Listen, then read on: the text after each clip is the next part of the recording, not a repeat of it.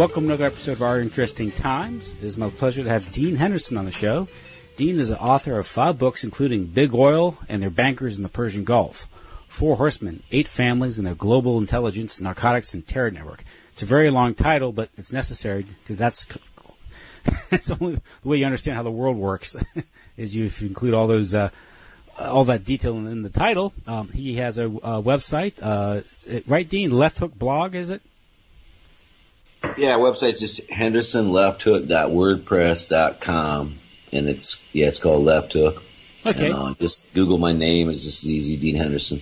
And you have a column you can subscribe to, the Left Hook column. Yeah, I do like a weekly, or sometimes even 3 a week. Right now, I'm just doing. I'm pretty much giving away my Big Oil book, and I'm in chapter 17, so I'm just doing little segments of it. Yeah, I noticed that different articles are pulled from that book. Yeah. Different sections. I swore off writing for a while because people are too nuts anyway, so we're just going to give them a little time to get some sense again, and we'll see what happens. Okay. You've among your other books is The Federal Reserve Cartel, Sticking It to the Matrix, The Grateful Unrich Revolution in 50 Countries. So, this Big Oil and Their Bankers. I've read this book. It's sort of a rather ambitious book, sprawling. It kind of covers a lot of history and explains sort of the intrigues of the New World Order or global elite, Illuminati, if you want to call it them, or who they are. And you describe them as 8 families. They pretty much control the banking system, which controls the oil companies, which control the global drug trade, which of course feeds back into the financial system and the manipulation of us all through Federal Reserve notes. So. How do you want to take this on? How do you want to begin? Well, yeah, it's just I started that out as a master's thesis, University of Montana, 91. I completed it. It was 144 pages, and it was titled The Gulf Cooperation Council, a Regional Resource Security State for the Regime of International Capital Accumulation. So if you want a long title, there's one. But anyway, crux of it was just during the Gulf War, and we were protesting it, and I wanted to know who the oil companies were, who owned them, and that's kind of how it started. So what I did when I wrote the book finally is, after I got my master's, I went traveling, and I just researched more into like the secret society aspects, the conspiracy aspects of things. And so I kind of wove into each chapter. There's part of each chapter is conspiracy stuff, and part of it's kind of academic, from like the oil petroleum standard, which is like $400 a year to subscribe. But when you have, when you're doing your degree, you can go to the library and get it. And so it's insider stuff. So it just, and in the end, that's just what it is. It is what it is. That's everything I know in that book. There's a few updates, I suppose, but not much. And of course, Afghanistan is the current drug bonanza, and it's a $500 billion a year trade, so it's a big deal. Mm-hmm. It's just money. It's just follow the money. It's always follow the money. And then so the guns, the drugs, and the arms, and the oil all trace back to these same central bankers that own every private central bank in the world. There's like 4 countries that they don't own: Sudan, Iran, Cuba, and what's the 4th one? Syria. And Libya was the 5th, and then they drug Gaddafi behind a Jeep, which was really cool. And he was a great leader. He was one of the greatest leaders the world's ever seen, actually. But so anyway, he's in my book. But there's this history of nationalism in the Middle East because we're just going over there stealing the oil, basically, for the Rockefeller Rothschild oil axis, I call it, because those are the 2 biggest Fed families of the 8, and actually, they're all interbred now, so I'm exaggerating when I say 8 families. It's more like 3 or 2. So it's kind of like interlocking directorates at the local level. Yeah. And they're inbred to the point where they're just imbeciles. They really are imbeciles. So, they have a lot of money. They can hire people, but they're imbeciles. They really are. And so you can't be scared of them, and we just got to take them on. And, we have to, I'd like to see every person in this country drop their little single issue thing and just let's go after the bankers. Let's go after these families. It's all footnoted. I'm not the only one that's written about it by a long shot. And, we know who they are. So, we got to cut off the head of the snake if we want to save the environment, the economy, third world countries from, interference in their affairs, disease, forced vaccinations, GMO foods that are killing us, all that stuff emanates from these 8 families that own also Monsanto and all this other crap, just oil and guns and drugs. If you look at the Fortune 500, and this is the academic part from my thesis, you look at the Fortune 500 companies, there's 8 companies that are the top shareholders in every single one. Mm-hmm. I mean, it blow your mind. This is just public data. And check it out. And then people think that there can't be possibly this level of coordination. Well, yeah, they think because they're brainwashed. Yeah. But like I say, go look at the paper. What's on the paper? There it is. Mm-hmm. You don't have to believe me. I hope you don't. I'm an imbecile. But, go look at the library, and get the Edgar database from the SEC and see what you find out, because I did. And so there it is. It's just, and it's that tightly controlled. And, yeah, we're taught that it's not, and it's so complex. And I was taught the same thing going to grad school. It's so complex, And it's not complex. It's not complicated at all. It's just having the courage, I think, to go after these people, which, but more and more people are waking up. More and more people are having that courage. And I'd say there's more people aware of these bankers than any time since at least the 30s, and, so we got a shot, but, they just need to be stripped of their power completely. And we need a nationalized Federal Reserve and, basically seize their assets and throw them in jail. Mm-hmm. Or whatever people want to do. If they want to hang them, I'm not opposed to that either. I'm really not. I'm not for the death penalty, but in a case like this where it's been so egregious and they're just, exterminating us systematically, it wouldn't be the worst thing for folks in a public square to see a Rothschild hung and just see how that plays. Well, so Catherine Austin Fitts calls it the central banking warfare model. And it's about 500 years old. The one that she says the one we're currently living under right now. And we're at a moment of crisis now. And I guess you can say, go back to the British East India Company and the slave trade and the opium trade and how that was used to amass fortunes and also to destabilize certain countries, particularly China. And that would reverberate throughout the centuries. Of course, today, because it helped in converting China into this Rockefeller paradise, sort of this state monopoly capitalism. That's sort of a Rockefeller construction, trilateralism, and these things. So, let's say if you were trying to explain how the system works. It goes back way before that even, and it goes back to the Egyptian mystery schools and. Mm-hmm. When, the Muslim Brotherhood and the Freemasons, the Jewish Kabbalists all came out of that same Grand Lodge of Cairo. Mm-hmm. And, they basically robbed us of our spiritual abilities and our knowledge and our ability to heal ourselves and all kinds of things. And these high priests sort of took over. And, there's some people say it goes back way further than that, and that these people are actually Anunnaki hybrids. Yeah. And running the show. And I'm not counting that out at all.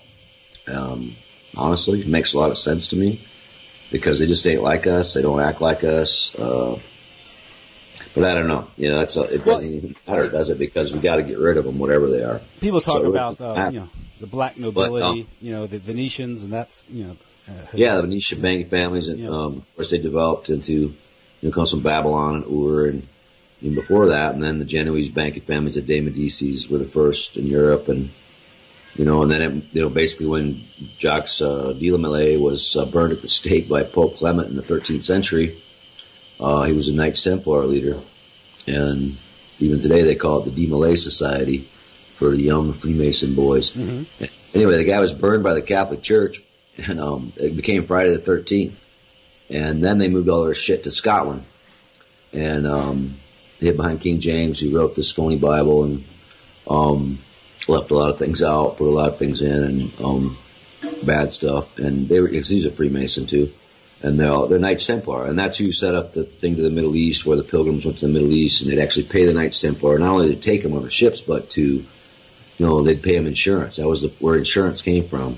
That was where banking really came from, was the Knights Templar, because they'd hold people's money, when they took them over there, and credit cards, even the concept of bonds, things like this, And they were very powerful, the Knights Templar, and that's why, because they had all the gold from way, way back, and what were the Roman Empire nucleus, and then became the British Empire nucleus. You know, Roman Empire didn't die. The British Empire didn't die.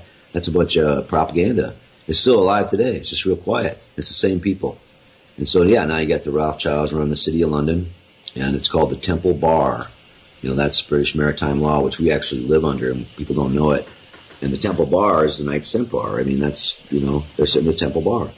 And so it's all right there for people to see, but, yeah, we've been kind of conditioned not to look at it. We're supposed to look at, you know, saving the fuzzy grizzly bears and, I don't know, saving the, you know, protesting healthcare or, you know, whatever single issue thing it is. And that's great. It's all important. But the thing is, if we don't get serious about, you know, uniting behind something, and I think this has got to be really it, because these are the people who are creating climate change. These are the people who run all the corporations. These are the people poisoning. I mean, these are just the people. And don't you just want to, aren't we supposed to hold people accountable? Isn't that the whole thing? Mm-hmm. Whatever your religious tradition or your moral, ethical thing, and if you're such a coward that you can't hold the people accountable, what's that say about us? That we have to kind of deflect it and talk about other shit, like Trump. Trump's a chump. Trump's a big deal. Trump's nothing. He's just a puppet, just like they all are. And yet, you know, they're basically, the Democrats right now are being herded to use Trump. They hate Trump so much that they're going to tie him to Russia. And Adam Schiff's leading the charge. He's Democrat, California. He's a member of the Schiff banking family, which is one of the 8 families. Is he descended from Jacob Schiff? Yeah, Jacob Schiff. Yeah, married into the Kuhn Loeb family. So not really the Kuhn Loeb family. But I mean, my God, it's right out in the open. You know, people know their history, but they don't. And so they're herding us into World War III because Trump is a chump and he didn't get enough love from Daddy, so he wants to nuke, you know, Kim Jong-il, and he doesn't get that the Koreans have this honor thing where if you threaten them, they'll definitely make good on their threats. Mm-hmm. You know, even if you're not intending to, which he's not. But he doesn't even know that, and so it's dangerous. But it's just, you know, it's not Trump. It's the military-industrial complex. Yeah. Trying to start World War III. China and Russia are on the border of North Korea, both. And you can't think it's going to end there, and especially with what we were doing to Putin. And that's why the Russia thing, because they're not after Trump. They're after Putin. They don't like Putin. Because Putin's not only a leftist, a real leftist, nationalized the oil sector, a lot of things, and really helped Russia recover after, you know, the whole Goldman Sachs went in there in 98, just vulture capitalized their oil industry. The big 4 horsemen doubled their assets, all 4 of them. That's ExxonMobil, Chevron, Texaco, BP, and Shell. And they doubled their assets when they went to Russia and just took stuff that was state-owned stuff from the Soviet Union for pennies on the dollar. Goldman Sachs orchestrated it all. So Putin stepped in and said, okay, enough. Yeltsin's a puppet. Throw him out. Enough. And maybe he's long-term KGB, but he's a good guy. And he stayed back, and just in case. And then just in case happened. And now they hate him. And he also hate him because he says Illuminati, and he uses the words like that. And he also understands about Nibiru, and he understands about the aliens, and he understands about a lot of shit. And so they really don't like him. Kind of like Assad, kind of like Maduro and Chavez before him. These guys talk left and they talk conspiracy. When you do both those things, that's when they try to kill you. You look at the right-wing crazies, this stuff all day long, and let them run with it because they discredit the information with their right-wing tendencies. But when in the left, of course, is conditioned not to believe in conspiracies at all. Oh, it's hearsay, it's heresy. And even though you got the footnotes, it doesn't matter. My big oil book has 957 footnotes, I think. You read it. Mm-hmm. And thanks for reading. But, you know, it has 957 footnotes. And it won't even matter a lick to these people that don't want to go there because they're cowards. That's what they are. They're fucking cowards. Well, when you make understanding, that's interesting. First of all, this Congressman Schiff is a descendant of Jacob Schiff because Jacob Schiff played such a key role in destabilizing Russia in the early 20th century. That's right. Working continuity. Yeah, and you know, he's one that sort of, I guess you could say, helped finance Lenin and Trotsky, and Trotsky. Yeah, the final analysis were agents of the West. Yeah, the Bolsheviks were agents of the West. That's right. And the Mensheviks were the real deal, the anarchist revolutionaries who were crushed. And the Bolsheviks, and that explains why they were bloodthirsty. But it's all an attempt to discredit communism, the word communism. See, way back, because they did this. You know, it's like the Masonic thing where it's like, you know, thesis, antithesis, you know, synthesis. The Hegelian thing, so, yeah. You know, that whole thing, the Hegelian dialectic, exactly. And so by doing that, they discredited forever the idea of communism, which actually was practiced by Native Americans for tens and hundreds of thousands of years before we even got here, and worked just fine. Sharing, it's just all about sharing, Nothing wrong with free enterprise. It's not like that. Communism doesn't have to be like that. It's just, but it's like they demonize the word because it's dangerous to them. They don't want their assets nationalized like Norway did to them with their oil company. And they don't want, they don't want Maduro for the same reason, or Assad or Putin, because they don't want their assets nationalized. And you have to stand up to these people. The only way to do that right now is through communism or socialism, which is nationalization of private assets. It's what it should be. Nationalize our oil companies, roll it into the Department of Energy. All of a sudden we got solar, all them assets, all them wells, everything. And all of a sudden we can put all that money to solar power, wind power, renewable energy, and get off of oil. That's the only way you're going to do that. And that's too radical for people because this country is so right-wing. The Republicans are fascist and the Democrats are far right. And there's really no left, I would argue, in this country. Not much of one. Mm-hmm. Now, with you mentioned this dialectic. This is sort of how it played out in the 20th century was how these bankers would create these enemies. They'd finance them, build them up, then tear them down in pursuit of a dialectic to create a climate of fear, to create a constant state of tension, and also to justify a war, which they could make a lot of money off of. I'm thinking, obviously you mentioned Jacob Schiff and how Trotsky was financed by Jacob Schiff. Of course, Lenin was sent into Russia by the Germans, who by Warburg, who's the brother of Paul Warburg. Yeah, Warburg. Yep. Goes back to Wall Street, Deutsche Bank. And so now you have the communism or Bolshevism being created in Russia to destabilize Russia. But it's not communism. That's my whole point. Mm-hmm. It's not communism. That's what they did is they're discrediting communism with the Bolsheviks and forever, just like they did with Pol Pot in Cambodia. He's totally financed by the CIA. Yeah. His brand of communism, so-called, was so far out that, of course, it turned people off to the idea as well, and that's why they did that too. The idea is to destroy any idea of an alternative That's an model. important thing because we got to get our ideologies figured out here. And there's way too many people that are they're scared of the word communism, like they're scared of the word conspiracy. Why do you think they made those two words no-go, evil words? You're supposed to be scared. Why do you think they did that? Mm-hmm. Because they're both true, and they're dangerous words. And we had a long history in this country of people like Joe Hill being hung by his nuts in Butte, Montana because he was a communist. That's bad. Joe Hill could have done a lot of good for this country if we'd have listened to him. Fighting against the railroads, fighting against the Rockefellers in Butte, Montana, 19-teens, putting it on the line with the Wobblies. Yeah, leftists, radicals. But boy, you hear it nowadays, oh, gee. And then they think they can push us around. That ain't good either. We don't like that. Mm-hmm. We will not be pushed around. Mm-hmm. So the weak socialist or some shit, or the weak liberal, or yeah, right, okay, come on, check it out, buddy. Now, at the same time, they propped up, people like Lenin and Trotsky and eventually Stalin. They also propped up Hitler. Exactly. And of course, this was not so much Stalin, I would argue, but Hitler, yes. Yeah. And Hitler was the boy from the beginning, and so there's the other part of that dialectic, right, and financing the far right. And then when it's always when they go rogue, like Stalin did. Stalin went rogue early, and then Hitler went rogue, and then they got rid of him because he started seeing that all these secret societies actually were being run by the British Crown, and he was into all that Vril Society stuff and all that stuff, And then he got too close, and he found out about the whole conspiracy of the Freemasons and the Knights and all this crap coming from the city of London. And Rudolf Hess actually parachuted into the Duke of Wellington's estate, his foreign minister, and tried to tell him all this stuff, and that they'd found out. And once that happened, they were, the bullseye was on Hitler, just like Saddam Hussein. When he changed the oil, he was always a bad guy. He worked for the CIA, man. Mm-hmm.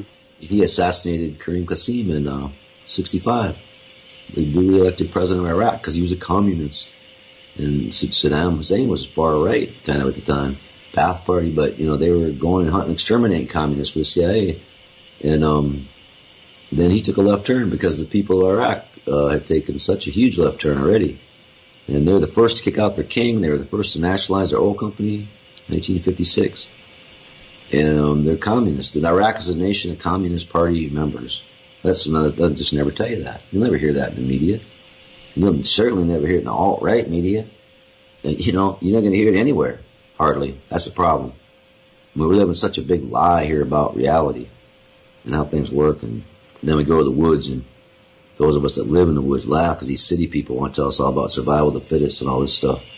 And yet I sit out here in the woods watching deer and turkey and all kinds of stuff, just cooperating. Yeah, working together. You know what I mean? And it's just, we got our heads up our asses.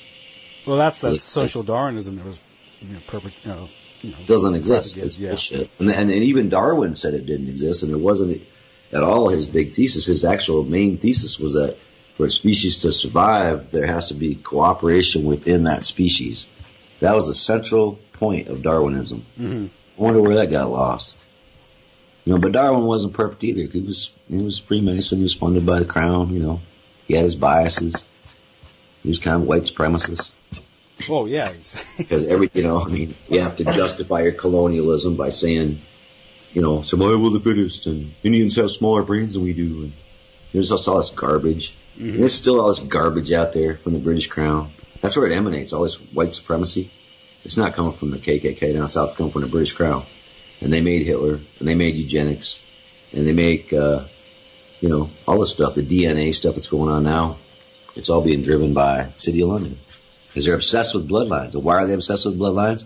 Well, maybe because they are Anunnaki. And maybe they want to promote people who have more Anunnaki blood. I don't know. And they have this belief in what the Sangreal, or their bloodline, is traced back to... Yeah, that's the myth, though. It's just a lie. They say they're descended from Jesus Christ and all this stuff, and yeah, right, and they're not. And they're Merovingians or something. I think that's all a lie. The Merovingian bloodline and all this French Bourbons, but I think it's a lie, and that's why there's been all these like Dan Brown and all these like propagandist type authors that it's always the bad guy at Catholic Church and the good guy at Illuminati and whatnot. It's just the opposite. I mean, especially nowadays, the Catholic Church was really bad for a long time. Don't get me wrong, I grew up Catholic, I'm all about it. I quit going to church because of it, but the current Pope is actually really left, progressive, and first thing he did was he went to the Vatican Bank and arrested the CEO. So, and he's a Jesuit. So this whole Jesuit thing is part of the propaganda. They always throw in the Jesuits as part of the Italian, and that's just not true at all. See, the Catholic Church is the only thing powerful enough to stand up to these people. But Putin now is reasserting Russia, and now they're strong enough too. And they were as the Soviet Union too. But then they got turned down. Yeah, much of that's why they demonize the Catholic Church. I'm just saying, not that they're perfect by any means. Oh no. All about how they exploit Indians and enslave Indians, and it's bad. A lot of stuff's bad. But I'm just saying, right now it's like they're other than that they're unchecked. The Illuminati's unchecked. Yeah, that's much of the Black Legend is a sort of a Freemasonic slander of the Catholic Church, particularly the Jesuits. Yeah, particularly the Jesuits because they're the most left wing. Yeah, and they're the ones that founded liberation theology. Well, they're the ones that went and actually developed in the early 18th century in Paraguay the Guaranis and helped the Indians. Yeah. Exactly. And they were shut down by these Freemasonic agents in Portugal and Spain. That's right. King Juan Carlos of the Habsburg family. Mm-hmm. And the Habsburgs still run Spain. That's who the kings of Spain are. And Austria. And Voltaire was a British agent, so. There you go. He's the one that. It's all just lies. Yeah, all the history is just lies. He's only called the Dark Ages. The good guys are the bad guys. And I mean, you really got to relearn it all because it's all just a bunch of lies, mostly. Well, that's what's that's what's so confusing about it from a mainstream standpoint is. So much of history is simply just distortions and fantasy, and it can be disorienting. You just want to, close up and not hear any more of it. And to say, I'll just retire. I'll just resort to the fairy tales I've been given. They're much more comfortable. The comfortable lies I've been told in history. Yeah, And I think people have a hard time believing people can be this evil, and they don't want to believe that. And I don't blame them for not wanting to believe that. It's sad, and most people aren't that evil. It's just this tiny little bunch, really. Most people really are good, and they're trying. Although, I don't know, maybe that's changing now, too. I see people just kind of go along and get along anymore. I'm just starting to wonder if more and more of the population is not kind of becoming evil, well, it trickles down. I think the technology feeds into that, but anyway, that's part of the plan, though, don't you think? It's part of the plan, of course. It's like an alien agenda, and we're being plugged into it, literally plugged into it with electronics and things they found at Roswell, like circuit boards and stuff like that. The narcissism, things like that. That's what, and that reinforces the narcissism and the greed and the shopping, because there's plenty to buy on the internet and all this stuff, so it just reinforces it. They're just in our lives more now with the internet. They're already in there with TV, and now it's TV and the internet. And with perpetual debt, you can always charge to buy more stuff. It's just crazy. But so anyway, the point I was trying to make was that people don't want to believe that people are that evil, and so that's just a big part of like why people can't grasp that. Oh my God, there's these few families, and they're trying to actually kill us, with vaccinations, with GMO foods, with geoengineering. I mean, it's hard to believe, right? It is kind of hard to believe, it's just a big hurdle to get over. Yeah, but it's weird. Just like in Utah, where you do your research, and in your book, you do this meticulous research, and you document it, and you lay it out, and it's in the white papers, it's in the minutes of their meetings, these plans. I mean, for Pete's sake, Henry Kissinger in 1974 wrote a memo, National Security Study Memorandum 200, and talked about impoverishing and starving the third world. Increasing the death rate. I know. I mean, okay. I know. It's true. And he's a statesman. And there's that memo from Thomas Ferguson, who's a State Department guy in El Salvador. He said, our goal in El Salvador is to kill as many of the 14 to 25-year-old women as possible in this war. And I mean, and they think that way, like if they kill the female population, less population. See, they're obsessed with overpopulation. That's the other thing. These people, because they want more for themselves, like they don't already have enough. And so they make up this myth of overpopulation, which is caused by lack of land reform and access to land, and birth control, and a lot of factors. But a lot of it's just poverty. Most of it, 99% of it, is just poverty. Yeah, just clean water would solve 80% of the problem right there with disease. Yeah, clean water. Why can't we just rebuild every public water system from Bangladesh to Gambia? You know why? Because they want to kill them. That's why. And that's the sad reality, especially black and brown people they want to kill. It's really sick. I mean, they're sick people. And like I say, it's hard to get people get their arms around how sick they are. But they are sick, and it's a war, and you have to see them as your enemy. And that's the only enemy you should have, not your Republican neighbor if you're a Democrat, or vice versa the other way around, or not some small fry in town that you don't like the way he dresses, or none of this crap. Just keep it on the highest level, but know that these people, and only these people, they really are your enemy. And they're the enemy of mankind and of the earth and of everything. And now you mentioned this myth of overpopulation. These things. And this is promoted by things like the Club of Rome, by the Council for Foreign Relations, the Royal Institute of International Affairs, all these think tanks, and then it's these orders go out through the media, through the New York Times, the Time Life Empire. These things are they all plant stories. Yeah, so it's all coordinated because when you control the finances, you own the publishing houses, you own the newspapers, the mainstream media. So you can more or less create a reality. Yeah, exactly. Yeah. It's not news. It's just telling us what to think. Mm-hmm. And according to their best interests, not ours. And there's two very different things. Yeah, and families like the Rothschilds, I think that they're the ones that bought Reuters back in the 19th century.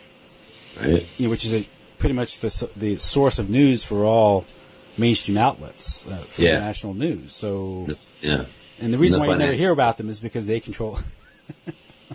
They control. Yeah, you don't hear about it. But they also own Sanofi, the company that made the vaccine for Ebola. Vaccine made $40 billion or whatever. Create a crisis, create a solution. Yeah. Now, and then that whole Charlie Hebdo phony thing that happened, Well, the false flag terrorism. Yeah. So they're so powerful. You're right that they're so powerful that you just, they don't have to. They can hide behind all this because they own all of this. They're not going to tell you their names on their news station. They're going to tell you Bill Gates is the richest guy.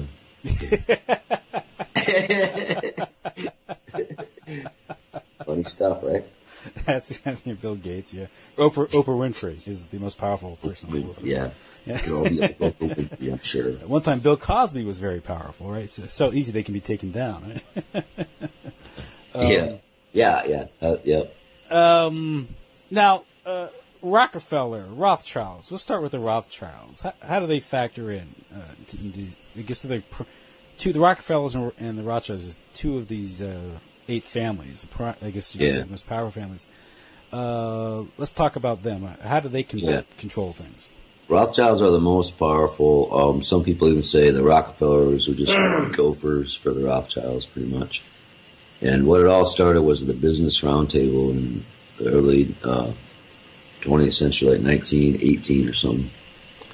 And the Business Roundtable, they decided they were going to send Cecil Rhodes to South Africa, and Kuhn Loeb's, the Rockefellers, would kind of run America, and the Warburgs would run sort of Eastern Europe and Prussia. And they kind of divided it all up. The Dan family was going to run Japan, and that's Mitsubishi. That's owns Mitsubishi. Mm-hmm.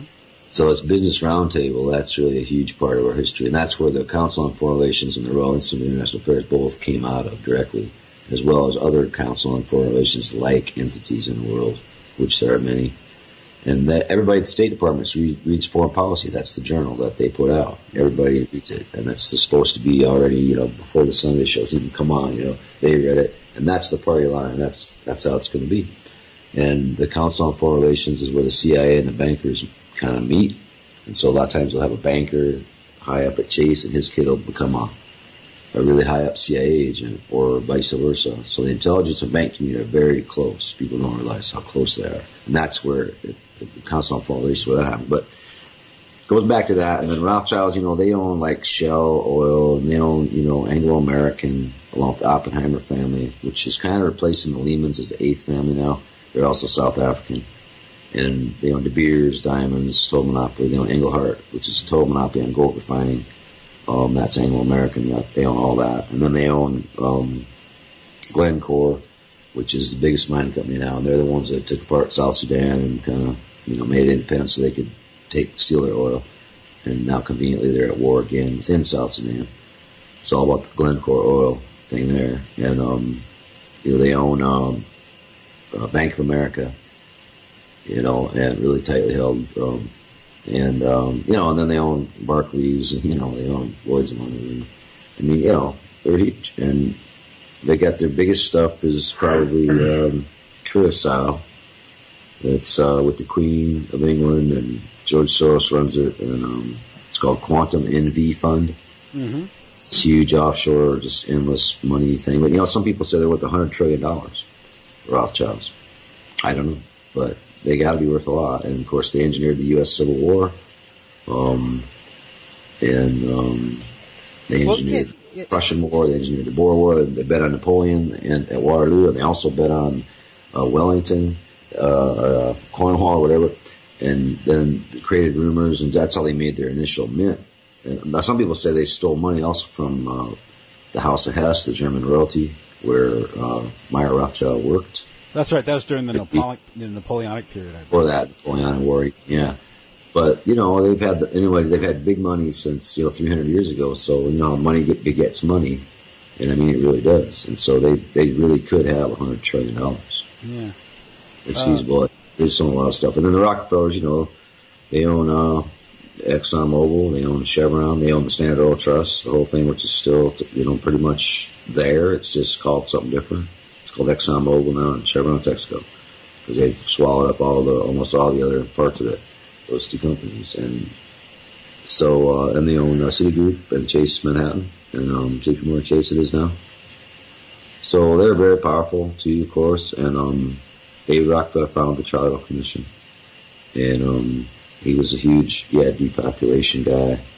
Founded the Club of Rome. That's their most powerful depopulation forum. It's the Club of Rome.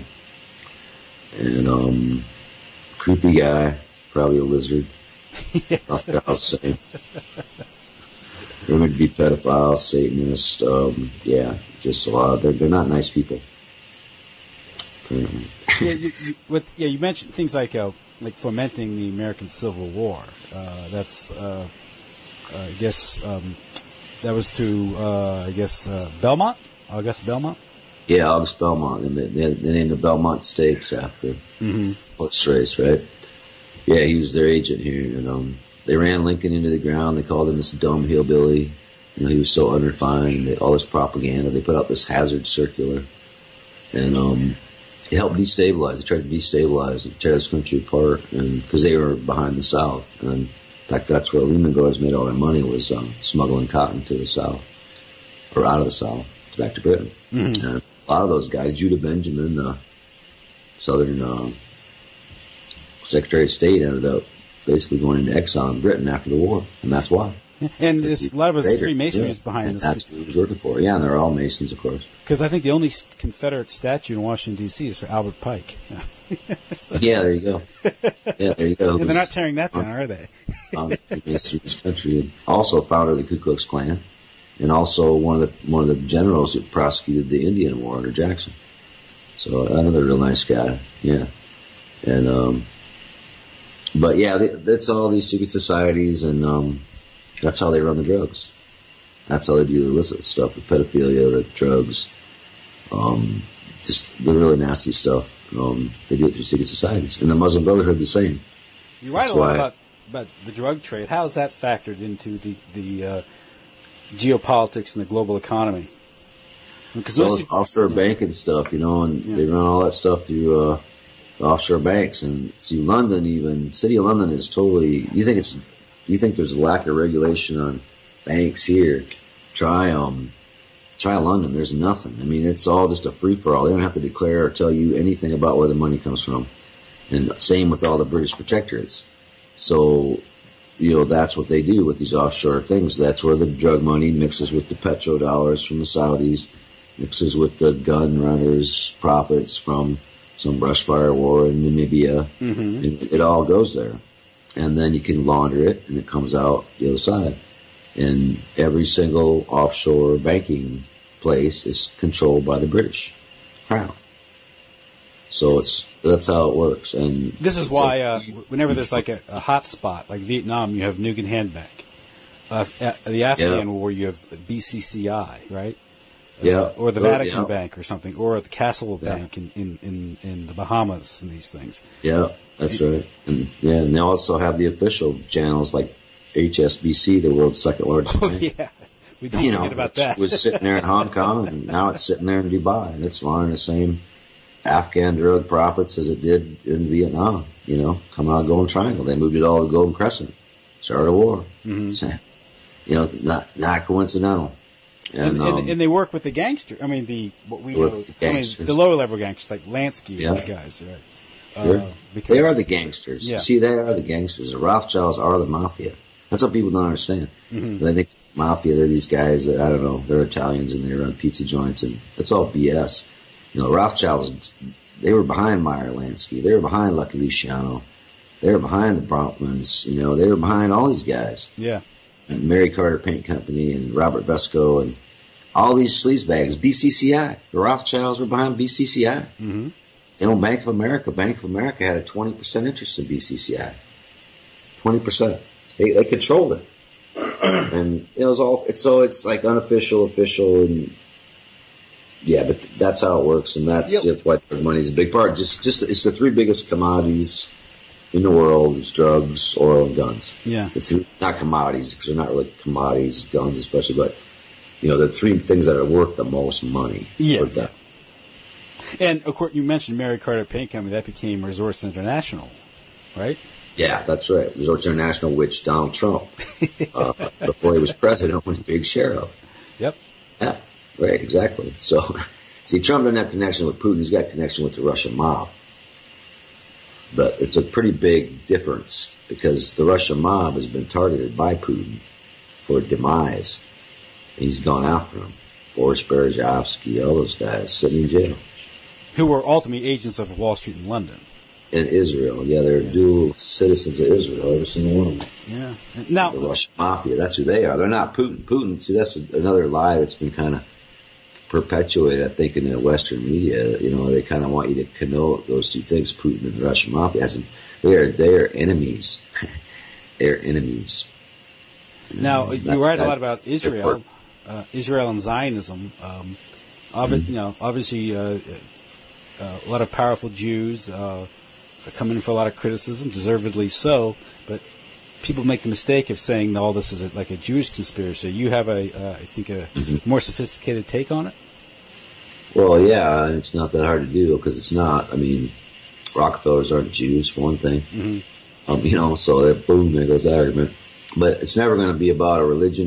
Religion is just a way to cover up stuff. And it's about political Zionism, which is an attempt to control the world. And many of them are Jews. Coincidentally, I mean, the Sephardic Jews married in with the British Crown. See, back in whenever they got kicked out of Spain by the Moors, and they kind of interbred into the Crown of England. And of course, the Rothschilds are Jewish. So there's no question that, it's very powerful Jewish families, and probably more Jews than anybody else, but it has nothing to do with Jewishness at all. I mean, they're sitting here with Israel putting Jewish people in harm's way more than anyone else in the world, really. And they could give a rat's ass what your religion is. They're just Satanists, and they're hiding behind maybe Judaism, or maybe they're hiding behind Christianity, or maybe they're hiding behind Islam, like the Saudis do. Saudis aren't Islamic. They're not religious at all. They're Satanists. They're gamblers. They go to Monte Carlo. They drink, even though they push this Wahhabism, which was a British intelligence concept from the get-go, by the way. And so we pushed that on the Saudis through the Masons and the Muslim Brotherhood. Muslim Brotherhood headquarters in Saudi Arabia. To this day, Islamic radicalism is supported by the West to destabilize those countries, to prevent normal government from developing. It's all part of this, I guess, also the Israeli plan to sort of divide the country into microstates through the fomenting of these constant civil wars. Look at Syria. Look at Iraq and these things. But the angle. I'm sorry, go ahead. No, I'm just going to interject. Always targeting the nationalist countries, the socialist countries, like Iran, like Iraq, like Syria, the ones that don't go along with the bankers and the oil companies. Yeah, I was listening to an interesting talk about Syria, and this young lady who goes by the name Syrian Girl. Talking about what made Syria different. Is Syria didn't have any like these global chains. Right. They bottled their own soft drinks, their clothing line, and these things. And so exactly. This is part of the globalist structure, right? They hate that stuff. See. Yeah. And I remember being in India when that was the case. Under Jawaharlal Nehru, they had their own soda. When I first went to India, there was no Coca-Cola available. There was some Indian-made cola. That's a big deal, Stuff like that's a big deal because you're empowering your economy and you're making stuff. You're not importing it. Imports cost a lot when you don't have dollars. And the money stays there. And the money stays there and circulates the economy. And that's why they hate. That's why they hated Gaddafi. That's why they hate Assad. That's why they hate the Iraqi people, the Iranian people. Why do you think all the wars are happening in those kind of places? They don't happen in Saudi Arabia either. Well, it's occurring domestically too. And it's a depopulation thing because they want to kill the brown and black leftists. And they want to kill brown and black people more than white people, but they want to kill especially they want to kill brown and black leftists. Perfect, right? Yeah, perfect. And it's occurring domestically. It's too stupid to see it. Yeah, because you could say the growth of places like Target and Walmart have destroyed local economies here in the United States. Although they offer low prices every day, it's done at a huge cost, which is just hidden. The destruction of small, mid-sized companies, these things, which have historically have been the avenue for upward mobility in the United States, has been destroyed through this corporatization, which is heavily financed or directed, one thing, by the Fed, control of credit by these corporations, and also the drug trade, from what I understand. Because it capitalizes, a lot of this drug trade is laundered through these large corporations. And that leads to if they have a higher cash flow, they can borrow money easier and expand at the expense of smaller competitors. And this is another example how the drug trade is not only destroying the communities just through addiction, but it's also rotting them out economically, destroying local economies. Yeah, and not just the drug trade, but just the corporate concentration, because there's no competition, so everything's more expensive. Your car insurance is up, everything's more expensive. Cause why? Because there's one company that kind of runs everything in 2 or 3 in many different industries, whether it's hotels, airlines, or bakeries, and it's just everything. It's all concentrated. So now they're at the point where they don't even have to. Well, I think Wall Street's at record levels. Because these greedy pigs are just feasting and making more and more and more money off us by charging more. Because they used to have to, charge less, and not anymore. So, until we correct that imbalance, we're just this tiny bunch of people. I mean, like the Walton family itself, they own 50% more than the rest of the American people. Bernie Sanders brought that up in his campaign.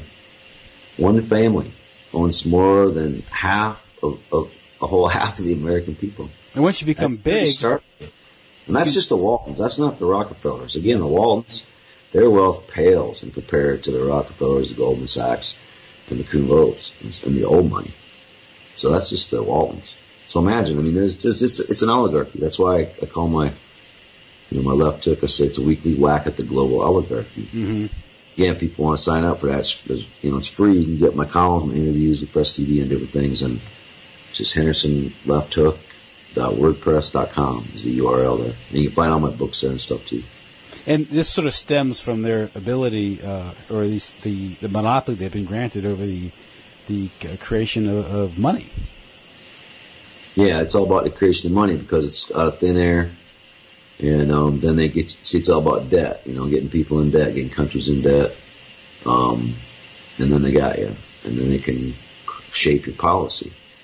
And they do it all the time with the IMF, going to like the Philippines and say, oh, sorry, you can't have no more rice subsidies for the poor. Oh, we're going to privatize your electrical company. In Mexico, they took a cement company and the railroads during 95 debt negotiations. So the further privatization of state assets, which theoretically are the assets of the people. And yeah, I know there's corruption. Sometimes it doesn't always work that way. But you look at Norway, where they've nationalized their oil company, and they have a very mixed economy. Some socialism, some capitalism, which is the smart thing to do. That's what we need. And they're the wealthiest country and the best educated country in the world. Now, they did that, nationalized state oil, is their oil company. Now, what you're talking about is people, and now they're focusing on alternative energy at state oil, and they're trying to find ways to get off oil completely, even though they have quite a bit of it in that North Sea. Well, they better be careful. They might find that those going in that direction their planes might crash or something. Well, it's happened. Mattei, he was the Olaf Palme. Remember Olaf Palme? Stood up a little too hard for the Palestinians. He was a Swedish foreign minister, but he was totally assassinated by these guys. Back when Sweden was actually a left-wing country, now they're kind of back to the right, apparently a little bit. But now you've called the U.S. You call the Mossad more or less intelligence agencies for the Rothschilds, for the oligarchy, and also the U.S. Armed Forces is sort of a Hessianized force. I thought that was a nice term. Yeah. Want to expand on that? I think that was an important insight in your book. Well, thanks. I think the Hessianized, it's just meaning that comes from the whole. I talked about the Rothschilds. Maybe got wealthy by stealing from the House of Hesse. Well, the House of Hesse was a German monarchy, and during the American Revolution and other times before that, they would employ mercenaries to do the bidding. Here their interests, here their interests in other parts of Europe. So they call them, they're Hessian. So pretty much, Hessianized mercenary force for the oligarchy, the global oligarchy. But it's not really the U.S. military. In other words, it's being used by this global oligarchy to protect its interests. We pay for it. Our tax dollars pay for it. Our kids die the most. U.S. citizens die the most, almost exclusively, except for the local populations, which is even worse. But, they're not really fighting for our interests. They're fighting for this global oligarchy. Are you suggesting that the U.S. Army is in Afghanistan right now, not to protect my freedom, but to secure the opium trade? Well, yeah, that's it. That's or heroin trade, rather. That's the biggest reason we're there. Taliban banned it, and that, a year later, we created the pretext with 9/11 to go in there. And it's the longest war in U.S. history. now, 16 years. And they don't want to win it. They don't want to resolve it because they're facilitating the drug trade, which is all the old king, Zaire Shah, and his cronies, which right away in 2001 we reinstituted the monarchy in Afghanistan. Very important thing. Had that Loya jig, I remember. Very important thing because, I mean, Tariki, the revolutionary, who was elected in 78, he was a nationalist, a socialist, did land reform, let girls go to school, not wear burqas, free health care, free education through university level. In Afghanistan, boom. And then here comes the CIA and basically funds the Mujahideen. So Brzezinski's big idea. Before the Soviets invaded, right? Before the Soviets. Yeah, well before the Soviets invaded. And they were planting poppies inside Afghanistan, so then you could say, well, inside Afghanistan. So from Peshawar, the CIA had a huge base at Peshawar, Pakistan. So the first thing they did is they went and planted poppies inside the Afghan border, just inside.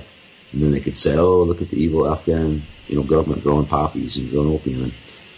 And then they launched the Mujahideen from Peshawar and did cross-border raids against Tariki, again, a socialist, a revolutionary who deposed the king, who kept that country in a state of just, wasn't good, poverty and just medieval stuff. And again, all his cronies were the ones running the drug trade, the king's cronies, his buddies. And there's an oligarchy there too, and they're back in the saddle now. And so the opium's flowing, and the Turks help it, facilitate it. The Grey Wolves Mafia in Turkey brings it to Europe through their Freemason connections. It's not easy.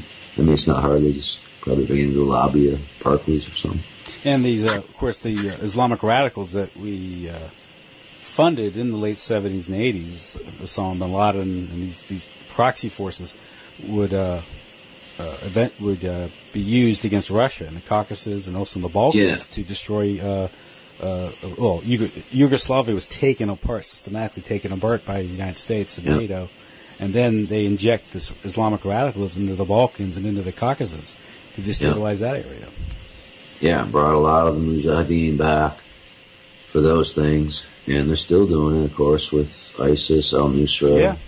There's continuity in that, and actually Osama bin Laden, basically built the U.S. training base at Khost in Afghanistan to train the Mujahideen. And he went there not as some rogue, black sheep of his family. He went there as the emissary of the House of Saud, their guy. So, and that's what he always was, is their guy. And, so it was all just, smoke and mirrors.